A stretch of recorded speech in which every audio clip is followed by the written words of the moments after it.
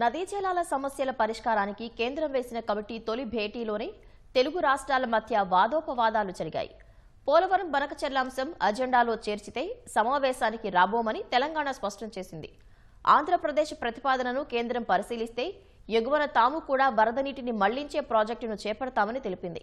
తెలంగాణ వాదనపై తీవ్ర అభ్యంతరం వ్యక్తం చేసిన ఆంధ్రప్రదేశ్ నల్లమల సాగర్ మదింపు ఆలస్యం చేయవద్దని సిడబ్ల్యూసీని కోరింది.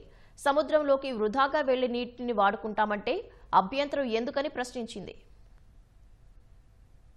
ఆంధ్రప్రదేశ్, తెలంగాణ మధ్య జల వివాదాల పరిష్కారం కోసం వేసిన కమిటీ తొలి భేటీ ఢిల్లీలోని సేవాభవన్లో జరిగింది. కమిటీ చైర్మన్ అనుపమా ప్రసాద్ నేతృత్వం వహించారు. ఆంధ్రప్రదేశ్ నుంచి జలవనరుల శాఖ సలహాదారు M Venkateswararao, engineer in chief Narasimhamurthy, అంతర్రాష్ట్ర జలవనరుల విభాగం చీఫ్ ఇంజనీర్ సుగుణాకర్రావు హాజరయ్యారు. తెలంగాణ నుంచి నీటిపారుదల శాఖ కార్యదర్శి రాహుల్ బొజ్జా, సలహాదారు Adityanath Das, engineer in chief Krishna board chairman Biswas, Godavari board SE Ravikumar పాల్గొన్నారు. కేంద్ర జలసంఘం నుంచి వివిధ విభాగాల చీఫ్ ఇంజనీర్లు హాజరయ్యారు. పోలవరం బనకచెర్ల ప్రస్తుతం నల్లమల సాగర్ అనుసంధానంపై కేంద్ర జలసంఘం చైర్మన్ సమావేశం ప్రారంభంలోనే ప్రెజెంటేషన్ ఇచ్చారు. ట్రైబ్యునల్ నీటి కేటాయింపులు, ఇతర అంశాల్ని వివరించారు. ఏపీ సమర్పించిన ఎజెండా అంశాలు సైతం అందులో పేర్కొంటూ కేంద్ర జలసంఘం వద్ద ఉన్న సమాచారాన్ని ప్రస్తావించారు. గోదావరి నల్లమల సాగర్ ను మొదటి దశలో ప్రతిపాదించినట్లు ఆంధ్రప్రదేశ్ ప్రభుత్వ సలహాదారు వెంకటేశ్వరరావు చెప్పారు. ఈ సమయంలో తెలంగాణ అభ్యంతరం వ్యక్తం చేసింది. ఈ అంశాన్ని ఎజెండాలో చేర్చడానికి వీల్లేదని పేర్కొంది. తాము దీనికి అనుమతి ఇవ్వలేదని,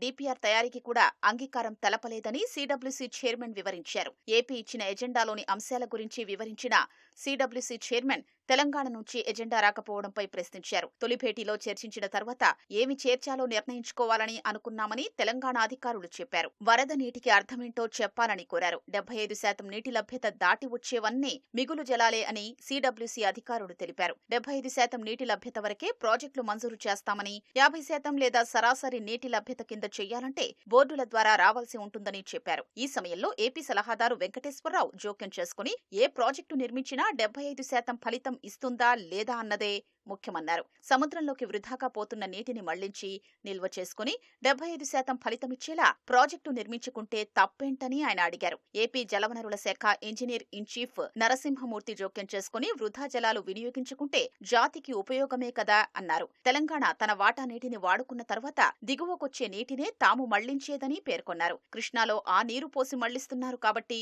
ఆ నీటిలో ఎగువ రాష్ట్రంగా మాకు వాటా ఉంటుంది, ఇస్తారా అని రాహుల్ బొజ్జా ప్రశ్నించారు. కృష్ణా పరివాహక ప్రాంతంలో ఆ నీటిని వాడడం లేదని, అందువల్ల వాటా ప్రసక్తి రాదని ఏపీ సలహాదారు చెప్పారు. వరద జలాలు అనే అంశానికి వేరే నిర్వచనాలు ఉన్నాయని, భవిష్యత్తులో వాటిని హక్కుగా మార్చుకునే ప్రమాదముందని తెలంగాణ అధికారులు తెలిపారు. ఏపీకి అనుమతిస్తే తమకు ఇవ్వాలని, తాము కూడా ఎగువన వరద నీరు మళ్లించే ప్రాజెక్టు చేపడతామని స్పష్టం చేశారు. వృధాగా సముద్రంలోకి పోయే నీటిని వాడుకుంటాం అని ఏపీ అంటే ఎగువన ప్రాజెక్టు కడతాం అనడం సరికాదని జలసంఘం చైర్మన్ చెప్పినట్లు తెలిసింది. ఈ రెండింటికి తేడా లేదా అని ఆయన ప్రశ్నించినట్లు సమాచారం.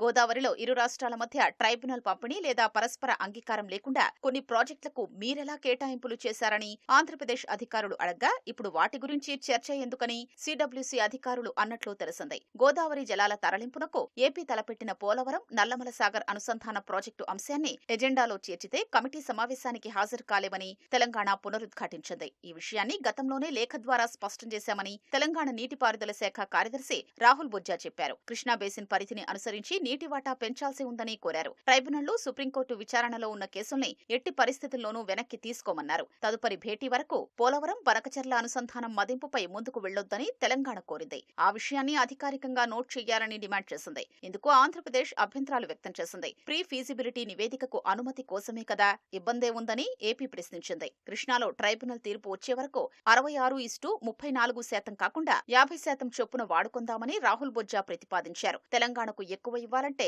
ఎవరి నోటి వద్ద నీటిని తీసేసి ఇవ్వగలమని ఏపీ ప్రశ్నించింది. ఈ అంశం ట్రైబ్యునల్ పరిధిలో ఉందని, దానిపై చర్చకు అవకాశం లేదని ఆంధ్రప్రదేశ్ సలహాదారు వెంకటేశ్వరరావు స్పష్టం చేశారు. గోదావరి నదిపై తెలంగాణ కొత్తగా నిర్మిస్తున్న ప్రాజెక్టులకు కేంద్ర జలసంఘం అనుమతులు ఇస్తోందని, ఆంధ్రప్రదేశ్ ప్రాజెక్టులకు అభ్యంతరాలు ఎందుకు వ్యక్తం చేస్తోందని ఏపీ ప్రశ్నించింది. ట్రైబ్యునల్ చేయాల్సిన పనిని కేంద్ర జలసంఘం చీఫ్ ఇంజనీర్ ఏ హోదాలో చేస్తారని అడిగింది. గోదావరిలో కొత్త ట్రైబ్యునల్ ఏర్పాటు కన్నా రెండు రాష్ట్రాలు కలిసి చర్చించుకుని ఒక అంగీకారానికి రావచ్చు కదా అని కమిటీ చైర్మన్ అనుపమా ప్రసాద్ అభిప్రాయపడ్డారు. 2 రాష్ట్రాల అధికారులు చర్చలకు సమ్మతమే అని పేర్కొన్నారు. వారంలోగా 2 రాష్ట్రాలు ఎజెండా ఖరారు చేసి పంపించాలని కమిటీ చైర్మన్ సూచించారు. తర్వాత ఒక రాష్ట్రం ఎజెండాలోని అంశాలపై ఇంకో రాష్ట్రం 15 రోజుల్లో స్పందించాలన్నారు. తర్వాత తుది ఎజెండా ఖరారు చేస్తామన్నారు. 15 రోజుల్లో తదుపరి సమావేశ తేదీని ఖరారు చేయనున్నట్లు స్పష్టం చేశారు. ఎజెండా రూపకల్పనపై ప్రభుత్వంతో చర్చించిన తర్వాత ఏ విషయమూ తెలియజేస్తామని తెలంగాణ తెలిపింది.